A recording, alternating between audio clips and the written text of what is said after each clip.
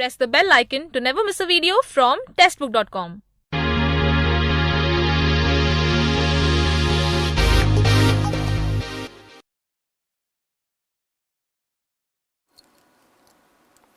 Morning class, कैसे हैं आप लोग। और मैं आपका एजुकेटर अभिजीत मिश्रा आपके साथ। तो नया साल, हम पहली बार मिले नए साल में, और नया साल कैसा होने वाला है ये डिसाइड करेंगे हम। हो गया, बहुत हो गया। पिछले दिनों में हमारा सिलेक्शन हुआ नहीं हुआ, हमने प्रिपरेशन स्टार्ट की नहीं स्टार्ट की, ठीक है। नया साल, नई उम्मीद, नई उड़ाई और नई मंजिलें, ये सब कुछ हमें देखना है। उड़ेंगे हम पंछियों की तरह, अपने अपने जो भी हमारे सपने हैं उसे पूरा करेंगे। हम रॉक स्टार्स हैं, हम जीतने के लिए यहाँ पर आए हैं। तो गाइस, शुरू करेंगे आज के मोटिवेशनल कोट के साथ। हमारा मोटिवेशनल कोट क्या है, जो आपको स्क्रीन पर कंप्यूटर जी दिखाने वाले हैं। कंप्यूटर जी दिखाएं। Challenges are what make life interesting and overcoming them is what make life meaningful. Challenges ना हो तो लाइफ में कोई इंटरेस्ट नहीं है। आप अपने जो भी खूबियां हैं उसे निखार नहीं सकते, आपके अंदर जो पोटेंशियल उसे आप दिखा नहीं सकते, और उस जो प्रॉब्लम है उसको ओवरकम करना ही लाइफ का असली गोल होना चाहिए। आपको क्या लगता है, प्रॉब्लम का मतलब क्या है? कि आपका सिलेक्शन नहीं हो रहा है। आप सिलेक्शन ले भी लेंगे तो प्रॉब्लम्स कभी खत्म नहीं होती, और प्रॉब्लम्स हमेशा बल्क में आती हैं। Problems comes together, not single. बहुत तरह की प्रॉब्लम्स होती हैं। लाइक अगर हम बात करें प्लेसमेंट की बात कर लें, हम बात कर लें तो लाइक अगर हमें और ऊपर जाना है, प्रमोशन पाना है, नहीं मिल रहा है, बहुत तरह की प्रॉब्लम होती है। तो प्रॉब्लम कभी खत्म नहीं होनी है, लेकिन उस प्रॉब्लम का डट के सामना करना ही लाइफ का असली मकसद है। शुरू करते हैं गाइस। थोड़ा सा मुझे कोल्ड था तो करंट अफेयर्स मैंने बनाया है। बहुत डीप में इंफॉर्मेशन आज नहीं दे पाएंगे क्योंकि थोड़ा सा टाइम लगा इसमें। तो आप देखिएगा करंट अफेयर्स, एमसीक्यूज भी सब कुछ है। थोड़ा सा हम जल्दी चलेंगे, ठीक है। मतलब थोड़ा सा कंटेंट हमारा आज उतने डीप में नहीं रहने वाला है, ठीक है। ऐसा भी नहीं कंटेंट कुछ नहीं है लेकिन उतना अच्छा कंटेंट आज नहीं है, बिकॉज तबियत ठीक नहीं थी तो इसलिए उतना बना नहीं पाए। देखिए, इंडेक्स की बात करते हैं। तो इंडेक्स में हमें sports, important days, government schemes, banking, finance, economy, arbitrary, appointment and committees देखने वाली है। तो ये आपके सामने है, ठीक है। और आगे बढ़ते हुए हम बात करते हैं हमें क्या क्या पढ़ने को मिलेगा। तो हम पहले स्पोर्ट्स की बात करेंगे, ठीक है। तो स्पोर्ट्स, हाँ, क्वेश्चंस आएंगे, बॉबी जी क्वेश्चंस बिल्कुल आएंगे। देखिए, तो स्पोर्ट्स की बात करते हैं तो यहाँ पे जसप्रीत बुमराह की बात करेंगे। 2018 में सबसे ज्यादा विकेट लेने वाले बॉलर बन गए हैं जसप्रीत बुमराह। इन्होंने T20 इंटरनेशनल, ओडीआई इंटरनेशनल और टेस्ट मैच में मिला जुला के 78 विकेट लिए हैं, और इन्होंने साउथ अफ्रीका के रबाडा को सेकंड नंबर पे पीछे छोड़ दिया है। तो आइए देखते हैं क्या क्या इसमें पॉइंट में आपको ध्यान देना है। आइए देखिए, तो इंडिया के बॉलर जसप्रीत बुमराह जो है ये हाईएस्ट विकेट टेकर बॉलर बन गए हैं 2018 के। इन्होंने टोटल 28 विकेट लिए हैं 2018 में। देखो, 48 विकेट लिए हैं इन्होंने 9 टेस्ट में, 22 विकेट लिए हैं 13 ओडीआई में, और 8 विकेट लिए हैं 8 T20 इंटरनेशनल मैचेस में। तो ये इन्फॉर्मेशन हमने आपको दे दी। 2018 में इन्होंने किसको पीछे छोड़ा है, हम उसकी बात भी करेंगे आगे नेक्स्ट हमारे स्लाइड पे, ठीक है। हैप्पी न्यू ईयर सबको, हैप्पी न्यू ईयर। सब लोग ने आशा करता हूँ सबने काफ़ी धूम मचाई होगी, काफ़ी पार्टी वार्टी हुई होगी, ठीक है। सब होना चाहिए, एक दिन तो मिलता है ना। चलिए आगे बढ़ते हैं। तो साउथ अफ्रीका के बॉलर हैं कगिसो रबाडा, इनको उन्होंने पीछे छोड़ा है जिन्होंने 77, मतलब 1 विकेट का फासला है केवल, है ना। चलिए, तो ये इन्फॉर्मेशन हमने आपको दे दी। हम आगे बढ़ते हैं और बात करते हैं आज के दूसरे पॉइंट पर, जो कि डेज पर बेस्ड होगा। और 1 जनवरी को डीआरडीओ डे सेलिब्रेट होता है, इसकी इन्फॉर्मेशन आपको हम दे रहे हैं। डीआरडीओ जो कि हमारे डिफेंस के लिए, जो कि चाहे आर्मी हो, चाहे नेवी हो, चाहे एयरफोर्स हो, जो कि इक्विपमेंट बनाते हैं, हम डीआरडीओ की बात करने जा रहे हैं, ठीक है। देखिए, तो डीआरडीओ की बात करते हैं। देखिए, तो defence research and development organisation 1 जनवरी को डीआरडीओ डे सेलिब्रेट किया जाता है। अब डीआरडीओ की बात करें तो डीआरडीओ का एस्टैब्लिशमेंट ईयर 1958 में है। ये स्टैटिक पॉइंट है, आपको याद कर लेना चाहिए। मतलब 1 जनवरी को डीआरडीओ डे सेलिब्रेट होता है, तो इसकी स्थापना कब हुई थी? क्वेश्चन इस तरह घुमा के आपसे पूछा जा सकता है। तो 1958 में इसको बनाया गया था, ठीक है। इसका वर्क क्या है वो आपको कई अच्छे से पता है, हमने कई बार अपने स्लाइड्स में आपको दिखाया भी है डीआरडीओ के बारे में, ठीक है। आगे बढ़ते हैं। अब डीआरडीओ के चेयरमैन कौन है? तो जी सतीश रेड्डी डीआरडीओ के चेयरमैन है। आपको ये पता है, आपको ये याद भी हो गया होगा, ठीक है। और अगर हम बात करें तो डीआरडीओ किसके अंडर में आता है? तो डीआरडीओ आता है defence department of defence research and development of ministry of defence के अंडर आता है। तो ये डीआरडीओ के बारे में कंप्लीट इन्फॉर्मेशन आपको हम दे रहे थे। तो 1 जनवरी को डीआरडीओ डे सेलिब्रेट होता है, ये इन्फॉर्मेशन आपको मिल गई है। चलिए आगे बढ़ेंगे और नेक्स्ट क्वेश्चन की बात करेंगे। नेक्स्ट पॉइंट हमारा क्या है यहाँ पर, देखिए, CLSS का मतलब होता है क्रेडिट लिंक सब्सिडी स्कीम। अब क्रेडिट का मतलब क्या होता है? उधार, और सब्सिडी स्कीम का मतलब क्या होता है, देखिए यहां पर मिडिल इनकम ग्रुप का मतलब क्या है, जिसमें हम लोग आते हैं, ठीक। तो अगर हमें होम लोन लेना होता है तो गवर्नमेंट ऑफ इंडिया ने बैंकों के थ्रू एक ऐसा प्लेटफॉर्म रेडी किया है CLSS, कि हमें कुछ सब्सिडी मिल जाती है अगर हमें होम लोन लेना है। तो अगर हम होम लोन लेंगे तो हमारे देश का लिविंग ऑफ स्टैंडर्ड अच्छा होता है। तो गवर्नमेंट चाहती है कि हमारे देश में ऐसे लोग जिनके पास अपने मकान नहीं है, उनके पास अपने मकान होने चाहिए। तो गवर्नमेंट ऑफ इंडिया अपने साइड से थोड़ी सी सब्सिडी देता है।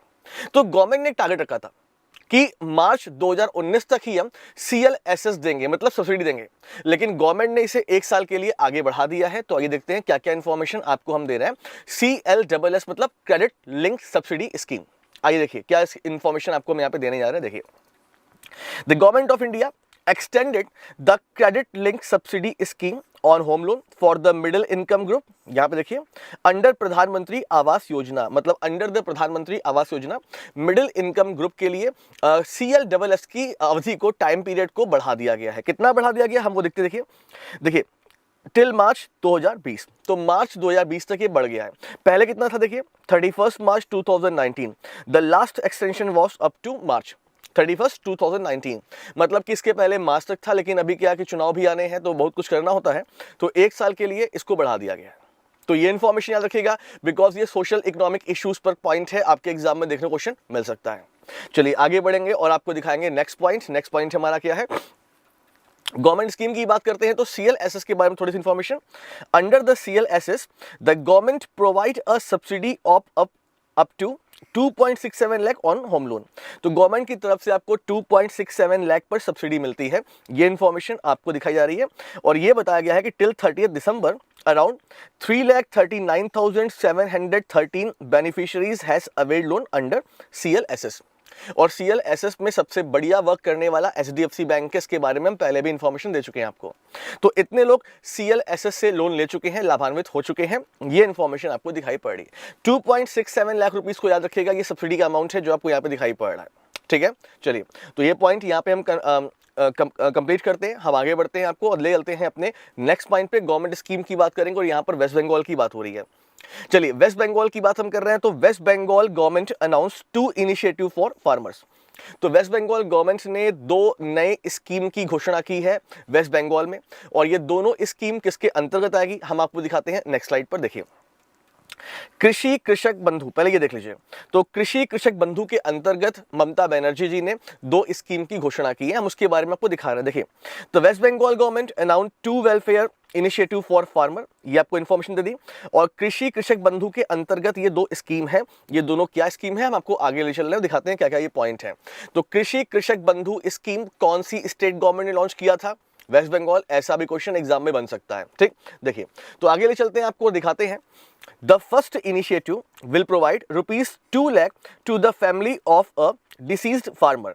तो अगर कोई किसान की मृत्यु हो जाती है तो उसके परिवार को 2 लाख रुपए तक दिया जाएगा, पहला पॉइंट। और दूसरा point, under the second initiative farmer will get 2,500 twice a year for growing a single crop on an एकड़ ऑफ लैंड।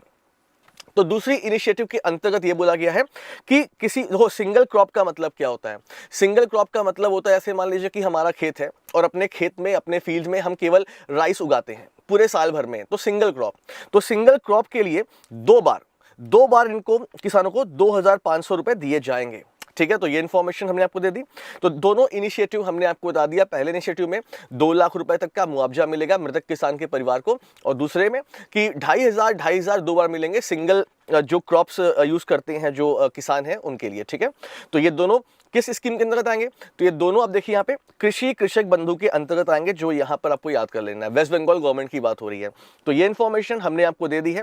आगे बढ़ते हैं और बैंकिंग, फाइनेंस, इकोनॉमिक्स के कुछ करंट अफेयर्स की बात करेंगे, ठीक है। देखिए, तो government infuse ₹10,882 crore rupees in 4 public sector bank. अभी लास्ट क्लास में भी मैंने आपको बताया था कि गवर्नमेंट ने कितने बैंकों में पैसे डाले हैं, और अभी 4 बैंक की बात हम फिर से यहाँ पे कर रहे हैं, ठीक है। देखिए क्या क्या पॉइंट है आपको दिखाते हैं। देखिए, The government of India has infused ₹10,882 crore rupees 4 public sector bank. तो 4 सरकारी बैंकों में 10,882 करोड़ रुपीस गवर्नमेंट डालेगी। अच्छा, क्या देखिए, it is a part of 28,615 crore rupees capital infusion to the done about half a dozen public sector bank. मतलब total government of India 28,615 crore रुपए डालना था, तो उसका एक पार्ट है ये 10,882 करोड़ रुपीस। और देखिए हाफ डजन का मतलब 6 बैंकों की बात यहां पर हो रही है, ठीक है। तो 4 बैंकों में 10,882 करोड़ रुपीस गवर्नमेंट डालने वाली है। और ये 4 बैंक कौन है, तो उसकी इंफॉर्मेशन आपको नेक्स्ट स्लाइड पर हम दिखा भी रहे हैं। देखिए UCO bank, bank of Maharashtra, syndicate bank and central bank of India. तो इन बैंकों में हमारी गवर्नमेंट जो है ये 10,882 करोड़ रुपीस इन्फ्यूज कर रही है। ये UCO bank, bank of Maharashtra, syndicate bank and central bank of India. और इससे क्या होगा, जब ये कैपिटल बैंकों में जाएगी तो बैंक लोन देने का जो एक कहते हैं ना, ये लोन देने की जो इनकी कैपेसिटी है वो इंक्रीज होगी। और जितना ये लोन बांटेंगे उतने नए बिजनेस बढ़ेंगे, और जितने नए बिजनेस बढ़ेंगे उतना एम्प्लॉयमेंट बढ़ेगा। मतलब कुल मिला जुला के देश में ग्रोथ तो होगी, लेकिन हाँ इन्फ्लेशन भी इससे थोड़ा सा बढ़ जाएगा, महंगाई भी थोड़ी सी बढ़ेगी जरूर, ये भी तय है। ठीक, चलिए आगे बढ़ते हैं। और एक अच्छी खबर आ रही है कि रिजर्व बैंक ऑफ इंडिया, देखो अगर आपके एग्जाम में क्वेश्चन आए कि हमारे देश में फाइनेंशियल स्टेबिलिटी रिपोर्ट कौन सा ऑर्गेनाइजेशन पब्लिश करता है, तो आप क्या बोलेंगे, रिजर्व बैंक ऑफ इंडिया। तो रिजर्व बैंक ऑफ इंडिया की एक रिपोर्ट आई है, फाइनेंशियल स्टेबिलिटी रिपोर्ट, जिसमें रिजर्व बैंक ऑफ इंडिया ने यह बोला है कि बैंकों के एनपीए में सुधार हुआ है, बैंकों का एनपीए कम हुआ है। कितना कम हुआ है, तो ये आपको यहां से क्लियर नहीं होगा, मैं आपको आगे ले चलूंगा जहां पर आपको क्लियर ये हो जाएगा कितना एनपीए कम हुआ है। देखिए नेक्स्ट स्लाइड पे देखिए फाइनेंशियल स्टेबिलिटी रिपोर्ट हम जिसकी बात कर रहे थे। तो फाइनेंशियल स्टेबिलिटी रिपोर्ट जो है वो रिजर्व बैंक ऑफ इंडिया हर साल पब्लिश करता है। और इस रिपोर्ट के हिसाब से क्या बोला गया है, as per the report bank showed improvement with the gross non-performing asset ratio declining to 10.8% in सितंबर में एनपीए 10.8% तक हो गया। जबकि अगर मार्च की बात करें तो मार्च में ये 11.5% था। मार्च 2018 में ये 11.5% पे था और अभी ये 10.8% पर आ चुका है एनपीए। मतलब एनपीए कम होने से बैंक स्ट्रांग होते जाते हैं, ठीक है। तो ये इंफॉर्मेशन आपको याद रखनी है, 10.8% एंड मार्च में 11.5%।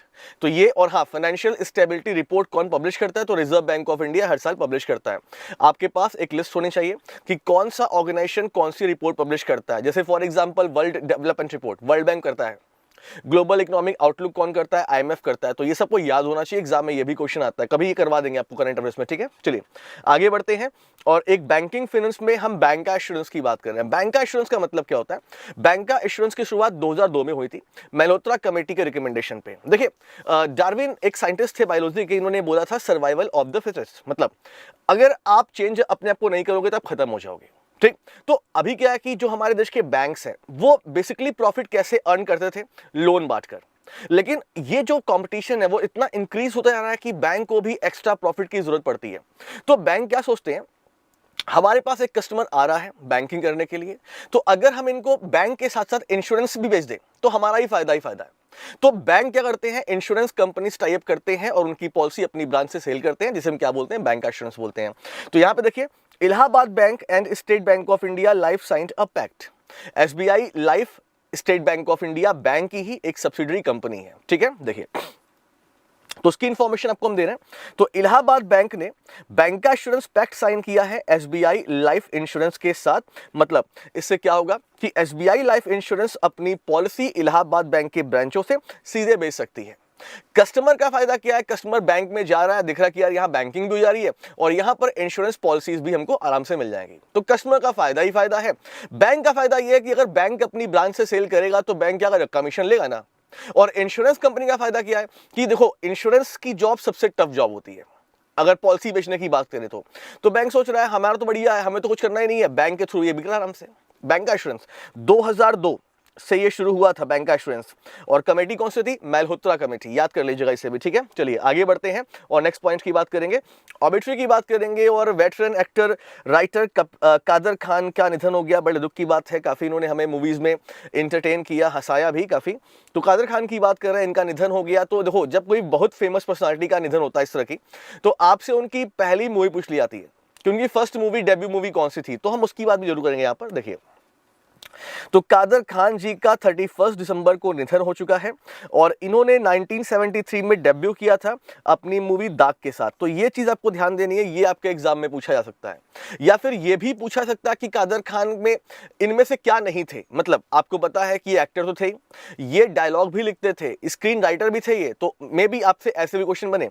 तो यहाँ पर आपको हमने दिखा दिया कि भाई ये अभिनेता थे, मतलब कि एक्टिंग करते थे, एक्टिंग के साथ साथ ये डायलॉग भी लिखते थे और ये स्क्रीन राइटर भी थे। तो ऐसे भी मल्टीपल पॉइंट में क्वेश्चन बन सकते हैं आपके, तो आपको ये भी याद रखना होता है। ठीक है, चलिए, बहुत बढ़िया आंसर आप लोग दे ही रहे हैं, अच्छी बात है, बहुत अच्छी बात है। चलिए आगे बढ़ते हैं और अपॉइंटमेंट की बात करते हैं। आज का सबसे इंपॉर्टेंट न्यूज आपके लिए यही है। यहां पर देखिए, VK Yadav appointed as railway board chairman. तो रेलवे बोर्ड के नए चेयरमैन बने हैं वीके यादव। अब क्वेश्चन ये बनता है कि इन्होंने किसको रिप्लेस किया। तो इन्होंने अश्वनी लोहानी जी को रिप्लेस किया। ये आज की सबसे बड़ी न्यूज है जो आपको याद कर लेनी है तुरंत की तुरंत। तो वीके यादव की बात कर रहे हैं, आपको इंफॉर्मेशन दिखाते हैं। नेक्स्ट स्लाइड पर देखिए। तो गवर्नमेंट ऑफ इंडिया ने विनोद कुमार यादव को अपॉइंट किया है चेयरमैन ऑफ रेलवे बोर्ड, जो कि मिनिस्ट्री ऑफ रेलवे के अंडर में आता है। ही रिप्लेस अश्वनी लोहानी, जो मैं बोल रहा था, ये चीज आपको याद रखनी है, यही इंपॉर्टेंट पॉइंट है। तो वीके यादव जी का नाम याद कर लीजिएगा, विनोद कुमार यादव इनका पूरा नाम है। ठीक है, अश्वनी लोहानी को उन्होंने रिप्लेस किया है, ये इंफॉर्मेशन आपको याद रखनी है। ठीक है, चलिए, तो इनकी बात करें तो ये जनरल मैनेजर थे साउथ सेंट्रल रेलवे में, जो कि अब अपॉइंट हो गए एज द चेयरमैन। और ये सब पढ़ने की उतनी जरूरत नहीं है आपको, आप चाहें तो इसे स्किप भी कर सकते हैं। तो याद कर लीजिएगा बेटा, इंपॉर्टेंट पॉइंट ये था आपके लिए। ठीक है, चलिए आगे बढ़ेंगे आगे बढ़ेंगे और बात करेंगे अपने नेक्स्ट पॉइंट की, अपॉइंटमेंट की। अभी कुछ दिन पहले ही जो मैं मंडे को अपना कराता हूँ रिवीजन, तो मैंने आपको पूछा था कि अमरावती हाई कोर्ट का नया चीफ जस्टिस कौन बनेगा, क्योंकि आपको पता है कि तेलंगाना और आंध्र प्रदेश अलग हो चुके हैं। तो अभी आंध्र प्रदेश के मामले जो थे वो हैंडल हो रहे थे कहां से, हैदराबाद हाई कोर्ट से। अब हैदराबाद हाई कोर्ट का नाम क्या हो जाएगा, तेलंगाना हाई कोर्ट। तो अगर अमरावती हाई कोर्ट में कोई नया चीफ जस्टिस बैठेगा तो सिंपल सी बात है भाई कि तेलंगाना हाई कोर्ट में भी कोई नया चीफ जस्टिस बैठेगा। आइए देखिए पॉइंट की बात करते हैं। Radhakrishnan appointed as the chief justice of Telangana high court. Telangana high court की बात यहां पर हो रही है, भूलिएगा नहीं। अमरावती हाई कोर्ट बनने से हमारे देश में 25 हाई कोर्ट अभी तक बन चुके हैं, ये मत भूलिएगा। ठीक है, चलिए आगे बढ़ते हैं। तो B Radhakrishnan took over as the first chief justice of Telangana high court. Information आपको मिल गई। तो he was administered the oath of office by governor of Andhra Pradesh and Telangana ESL Narasimhan. तो ESL नरसिम्हम जो है आंध्र प्रदेश तेलंगाना के गवर्नर है, इन्होंने शपथ दिलाई इनको एज ए चीफ जस्टिस। तो ये इंफॉर्मेशन आपने देख ली। आई होप कि आपको ये इतना तो याद हो गया होगा। आगे बढ़ते हैं, क्या बोला गया, the sphere high court of Telangana came into existence on 1 January 2019 following the division of high court of Hyderabad. ठीक है, तो आपको क्लियर है मैं क्या बोल रहा हूँ यहाँ पर। तो इसका इन सारी बातें हमने पहले भी कर चुकी हैं आपसे। ठीक है, चलिए आगे बढ़ते हुए बात करते हैं आपसे हम कमेटीज की। देखिए यहाँ पे रेरा के बारे में इंफॉर्मेशन दी हुई है, रियल एस्टेट रेगुलेशन एक्ट। तो committee formed for implementation of RERA act. देखिए रेरा एक्ट को 2016 में पास किया गया था हमारे पार्लियामेंट से। और रेरा एक्ट का मतलब क्या है, मैं आपको छोटी सी इन्फॉर्मेशन देता हूँ। जैसे हम लोग अभी दिल्ली में थे लास्ट ईयर, तो ऐसे हमारे बहुत लोग जानने वाले थे जिन्होंने बड़े बड़े बिल्डर्स के यहाँ फ्लैट बुक कराया था और जिनको 4 साल से 5 साल से पोजीशन नहीं मिली थी। और ये जो बिल्डर्स हैं इन्होंने अपने आप को दिवालिया घोषित कर दिया था। मतलब मैं अपनी बात करूं, मैंने पैसे लगाए फ्लैट में, मुझे फ्लैट चाहिए और 4 साल के बाद मुझे मालूम चल रहा है कि फ्लैट मुझे नहीं मिलने वाला है। तो रियल एस्टेट में क्या था कि मतलब इतना ज्यादा फ्रॉड था, तो उसके लिए हमारी गवर्नमेंट ऑफ इंडिया ने रियल एस्टेट रेगुलेशन एक्ट पास किया। तो जिन बच्चों का इंटरव्यू है अभी IBPS होगा, तो मैंने लास्ट में आपको रेरा के बारे में पूरी इंफॉर्मेशन भी दी हुई है।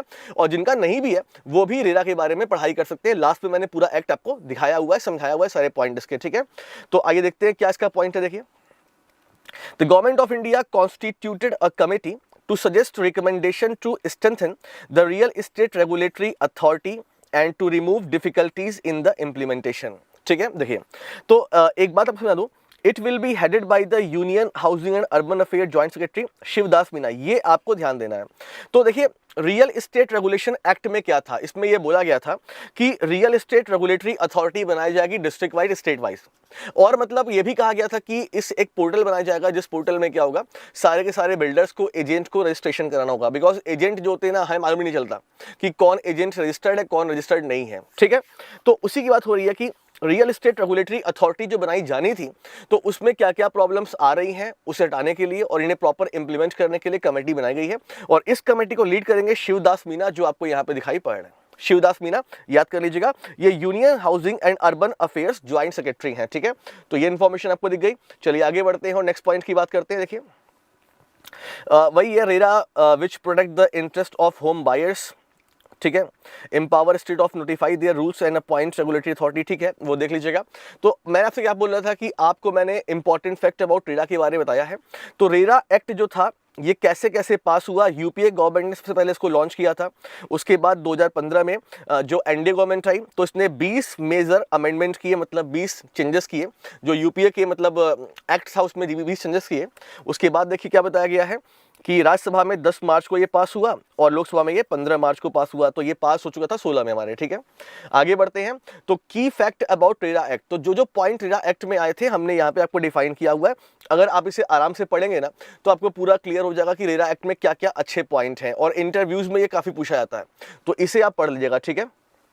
देखिए मैंने आपको 5, 6, 7 पॉइंट बताए हैं यहाँ पर, ठीक है।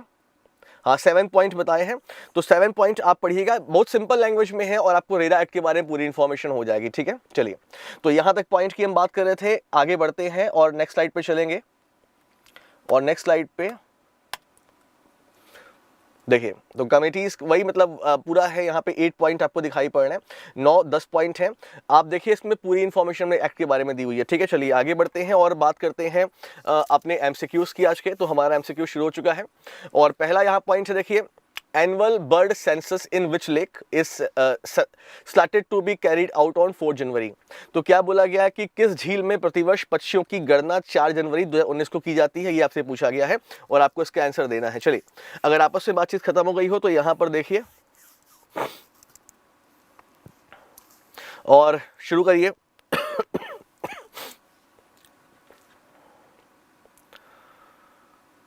पहला क्वेश्चन आ चुका है यहाँ पर और आंसर देना है। कोई लोकतक बोल रहा है, कोई चिल्का बोल रहा है, देखते हैं क्या इसका आंसर होगा। चलिए और इसका आंसर है ऑप्शन नंबर 3 चिल्का। तो चिल्का जो झील है उसमें 4 जनवरी को एनुअल बर्ड सेंसस काउंट किया जाता है, ये इन्फॉर्मेशन आपको यहाँ पे दिखाई जा रही है, ठीक है। चलिए आगे बढ़ेंगे और बात करेंगे अपने नेक्स्ट क्वेश्चन की। नेक्स्ट क्वेश्चन यहाँ पे देखिए, आरबीआई के अनुसार वित्तीय वर्ष 2018 में सरफराजी के माध्यम से वसूली गई राशि। सरफराजी एक एक्ट है, securitisation and reconstruction of financial asset and enforcement of security interest act 2002, इसका फुल फॉर्म है, ठीक। तो according to Reserve Bank of India the amount recover through SARFAESI was कितना था, ये आपको बताना है 2018 में। गुड मॉर्निंग सबको, गुड मॉर्निंग। चलिए आइए और आंसर दीजिए, क्या इसका आंसर है, बातचीत नहीं जी। और इसका आंसर है ऑप्शन नंबर 4 26,500 करोड़ रुपए, तो 26,500 crore rupees is right answer, ठीक है।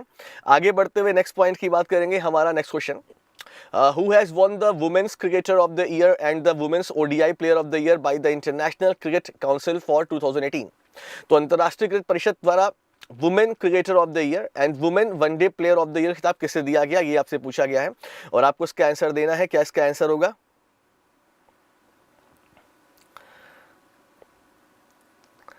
अरे मैं सीरियस नहीं हूं, हमारी तबीयत ठीक नहीं है भैया, क्या करें बताओ।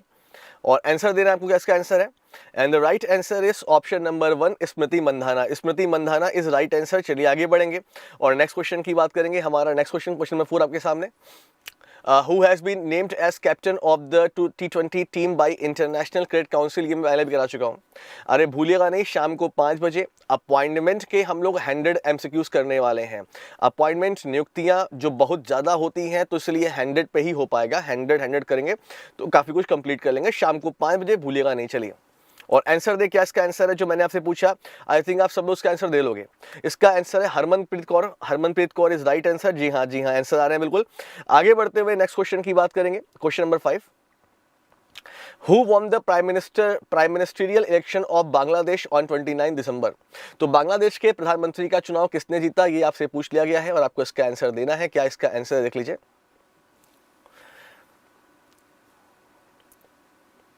बहुत सिंपल सा क्वेश्चन है और इसका आंसर होगा option number 1 Sheikh Hasina. Sheikh Hasina is right answer. आपने देख लिया होगा और आपको याद भी होगा ये पॉइंट, ठीक है। चलिए आगे बढ़ते हुए नेक्स्ट पॉइंट की बात करेंगे। एंड नेक्स्ट पॉइंट हमारे सामने, the United Nations issued the Which language version of the latest edition of the Basic Fact about the United Nations on 30th December? तो basic fact about the United Nations के नवीनतम संस्करण का किस भाषा में एडिशन जारी हुआ है, और ऐसा होते ही ये भाषा 6वीं भाषा हो गई है जिसका basic fact about the United nation में यूज किया गया है। 6वीं भाषा हो गई, क्या इसका नाम होगा? चलिए, and the right answer is option number 3 चीन, चाइनीज। तो चाइनीज इज राइट आंसर, आप देख रहे हैं, ठीक है। हाँ, विपिन कुमार जी मुंबई आ रहे हैं 10 तारीख को, बिल्कुल आइए और मिलेंगे जरूर आपसे। चलिए आगे बढ़ते हुए नेक्स्ट पॉइंट की बात करते हैं, और हाँ, आपके शहर का जो फेमस हो उसे लेके आइएगा, हाँ, खाने वाने में। आइए नेक्स्ट पॉइंट की बात करेंगे। पुर्तगाल की एयरलाइन, आपको नाम बताना है, ने single use plastic free flight की शुरुआत की। पोर्टुगीज एयरलाइन नाम ने introduce single use plastic free flight on 29 दिसंबर, मतलब इसमें कोई भी सिंगल यूज प्लास्टिक वाला सामान नहीं था और ये पहली फ्लाइट बन गई है। आपको उसका नाम बताना है, क्या इसका नाम है? चलिए, यहाँ पे 5 ऑप्शन हमारे सामने है और सही आंसर हमें देना है। And the right answer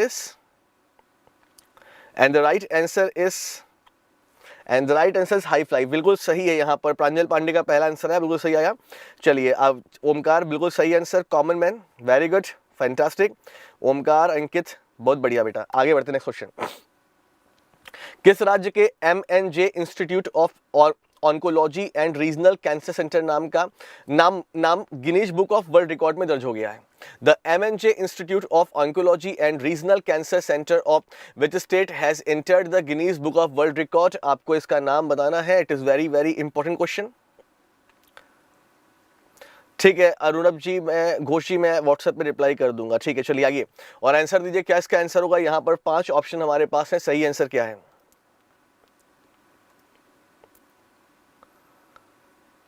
and right answer is option number 4 Telangana. Telangana is right answer, Telangana सही आंसर है। नेक्स्ट क्वेश्चन की बात करते हैं। ESAF Small Finance Bank Limited has received the RBI approval for inclusion in the second schedule of the Reserve Bank of India Act 1934. This bank is headquartered in, मतलब ESAF bank को reserve Bank of India के schedule list में शामिल कर लिया गया और ESAF bank अब शेड्यूल बैंक बन गया। तो इसका हेडक्वार्टर कहाँ पे है, ये आपसे पूछा गया और आपको इसका सही आंसर देना है। 5 ऑप्शन आपके सामने है। ESAF की बात कर रहे हैं और ये केरला का पहला बैंक था, पहला स्मॉल बैंक था ESAF, ठीक है। चलिए आगे बढ़ते हुए नेक्स्ट, हाँ, Thrissur Kerala, very good very good. आगे बढ़ते हुए नेक्स्ट क्वेश्चन की बात करते हैं। Which of the following was awarded best capital city in the solid waste management in the Swachh Survekshan 2018 ranking? तो स्वच्छ सर्वेक्षण 2018 रैंकिंग में ठोस अपशिष्ट प्रबंधन में किसे सर्वश्रेष्ठ राजधानी शहर चुना गया, आपसे पूछा गया और आपको इसका आंसर देना है, क्या इसका आंसर होने वाला है? And the right answer is option number 2 greater Hyderabad Nagar Nigam. Greater Hyderabad municipal corporation is right answer, आप देख पा रहे हैं, बिल्कुल सही आंसर यहाँ पर। दोस्तों आगे बढ़ेंगे और बात करेंगे अपने नेक्स्ट क्वेश्चन की। यहाँ पर नेक्स्ट क्वेश्चन क्या हमारा, देखिए, who among the following took the command of the Indian Army Gajraj corps on 30th दिसंबर? यहाँ पर हिंदी पे मत जाइएगा, हिंदी में जो क्वेश्चन नंबर 11 है, कंप्यूटर जी की थोड़ी पर्सनल प्रॉब्लम थी तो उन्होंने बदला नहीं है शायद, तो इंग्लिश वाला ही देखिएगा। Who among the following took the command of the Indian Army's Gajraj corps on 30th दिसंबर? हिंदी में गलत है, आंसर सही आपको मतलब क्वेश्चन इंग्लिश में देखिएगा, ठीक है। And the answer is lieutenant general Manoj Pandey. Manoj Pandey is right answer, तो Manoj Pandey is right answer, ठीक है ठीक है। आगे बढ़ते हैं और नेक्स्ट क्वेश्चन की बात करेंगे। Where was an exhibition titled Dandi Yatra inaugurated on 29 दिसंबर? 29 दिसंबर को दांडी यात्रा नामक एक प्रदर्शनी का आयोजन कहाँ पे किया गया था, ये आपसे पूछा गया है और आपको इसका आंसर देना है, क्या इसका आंसर है, देख लीजिए। Where was an exhibition titled Dandi Yatra inaugurated on 29 दिसंबर? हमारे सामने 5 ऑप्शन है, सही आंसर क्या होगा? And the right answer is new Delhi. New Delhi is right answer. यहाँ पर कई बच्चों का क्लियर हो चुका है एग्जाम, बोल रहे हैं। दीक्षा त्रिपाठी, बधाई हो आपको, और मिठाई का वेट करेंगे हम सभी यहाँ पर, ठीक। चलिए नेक्स्ट क्वेश्चन की बात करते हैं। हमारा नेक्स्ट क्वेश्चन देखिए। Mrinal Sen has passed away in Kolkata on 31 December. He was Mrinal Sen का कोलकाता में निधन हो गया, वो क्या थी? राजनीतिज्ञ थी, फिल्म मेकर थी, एक्टर थी, जर्नलिस्ट थी या स्पिरिचुअल लीडर थी, ये आपसे पूछा गया है और आपको इसका आंसर देना है, क्या इसका आंसर होने वाला है? दांडी यात्रा है तो गुजरात से होगा जी। चलो नेक्स्ट क्वेश्चन की बात करें तो उसका आंसर क्या होगा, इसका आंसर है film maker. Film maker is right answer, जो आप देख पा रहे हैं। जी हाँ, चलिए आगे बढ़ते हुए नेक्स्ट क्वेश्चन की बात करेंगे। हमारा नेक्स्ट क्वेश्चन क्या होगा, देखते हैं नेक्स्ट स्लाइड पर। Which state government decided to form a new spiritual department on 29 December. तो किस राज्य सरकार ने एक नया आध्यात्मिक विभाग बनाने का निर्णय लिया है। अब आपको बताना है क्या इसका आंसर होने वाला है। हमारे सामने 5 ऑप्शन है एंड आपको सही आंसर चूज करना है। अश्वनी तिवारी जी, आपको भी बधाई हो, आपका भी सिलेक्शन हो गया है। तो आज हमें 2-2 लोगों से मिठाई मिल सकती है, तो ये मैं आपको, और यहाँ पे प्रियंका प्रियदर्शनी भी हैं, 3 लोग हो गए हैं जिनकी मिठाई ड्यू है। तो टेक्स्ट बुक का सेंटर आपको मिल जाएगा गूगल पे सर्च करने पर एड्रेस, और वहाँ पर आप सब लोग 2-2 किलो मिठाई कर दीजिए। 1 किलो मिठाई सारे स्टाफ के लिए और 1 केजी मेरे लिए, ठीक है। मैं कास्ट से ब्राह्मण हूँ और कहा गया है ब्राह्मणम मधुरम प्रियम, तो भावनाओं को आप समझ लीजिएगा आप लोग। चलिए आगे बढ़ते हुए नेक्स्ट क्वेश्चन की बात करते हैं। मध्य प्रदेश राइट आंसर, तो मध्य प्रदेश सही आंसर हमारा है। आगे बढ़ते हैं नेक्स्ट क्वेश्चन की बात करते हैं। 15 question. Who has been appointed as the Chief Information Commissioner in the Central Information Commission on 30 दिसंबर। तो केंद्रीय सूचना आयोग में मुख्य सूचना आयुक्त किसे अपॉइंट किया गया, ये आपसे पूछा गया है और आपको इसका आंसर देना है। क्या इसका आंसर, चलिए आइए और मुझे आंसर दें, क्या इसका आंसर होने वाला है। आइए आंसर दीजिए, क्या इसका आंसर है। 5 ऑप्शन हमारे सामने है and the right answer is option number 1 Sudhir Bhargava. Sudhir Bhargava is right answer, जो आप यहाँ पर देख पा रहे हैं, ठीक है। चलिए आगे बढ़ेंगे और नेक्स्ट क्वेश्चन की बात करेंगे। Who will be honoured with the national नृत्य शिरोमणि अवार्ड फॉर 2019 ऑन 2 जनवरी। तो राष्ट्रीय नृत्य शिरोमणि पुरस्कार से किसे सम्मानित किया जाएगा, ये आपसे पूछा गया है। हमारे सामने 5 ऑप्शन है और आपको सही आंसर चूज करना है। क्या इसका सही आंसर देख लीजिए, ये सारे क्वेश्चन बड़े इंपॉर्टेंट हैं दोस्तों। And the right answer is Anandita Niyogi Anam. Option number 2 is right answer, ठीक है। चलिए आगे बढ़ते हुए नेक्स्ट क्वेश्चन की बात करेंगे। नेक्स्ट क्वेश्चन यहाँ पर क्या है, देख लीजिए। 17 question. In which state Dharmendra Pradhan launch Ujjwala sanitary napkin on 30 दिसंबर।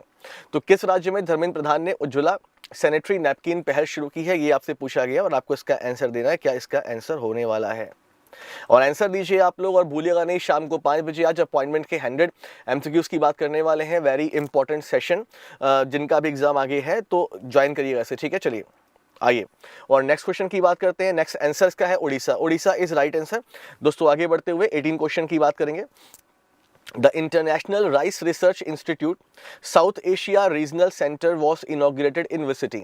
तो अंतर्राष्ट्रीय चावल अनुसंधान संस्थान के दक्षिण एशिया क्षेत्रीय केंद्र का उद्घाटन किस शहर में किया गया है, ये आपसे पूछा गया है और आपको इसका आंसर देना है। क्या इसका आंसर है। लास्ट के 1-2 क्वेश्चन आपके रिवीजन वाले होते हैं, तो आपको ध्यान से देखना है।